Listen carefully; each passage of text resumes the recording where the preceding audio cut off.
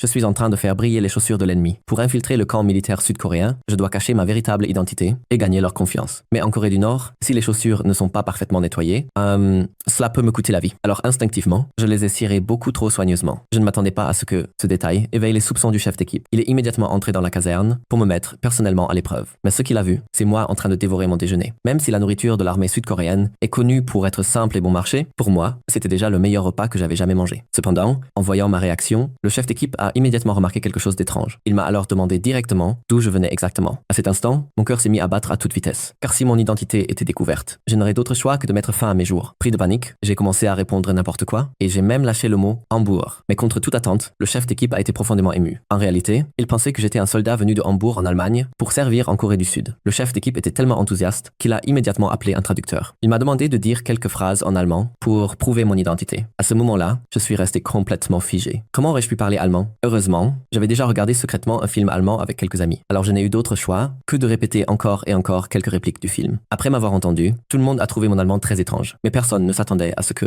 ce traducteur ait lui aussi obtenu son poste uniquement en flattant ses supérieurs. Son niveau d'allemand était tout aussi catastrophique. Pour faire plaisir au chef d'équipe, il a même inventé une histoire émouvante. Il a raconté que, même si j'étais un soldat venu d'Allemagne, mon cœur appartenait déjà entièrement à la Corée du Sud. J'aimais profondément tout ce pays. Maintenant que je pouvais enfin servir ici, même mourir ne me laisserait aucun regret. Toutes les personnes présentes n'ont remarqué aucun problème dans cette histoire. Après avoir entendu ce mensonge totalement inventé, ils ont pourtant été profondément touchés. Certains d'entre eux ont même versé des larmes d'émotion.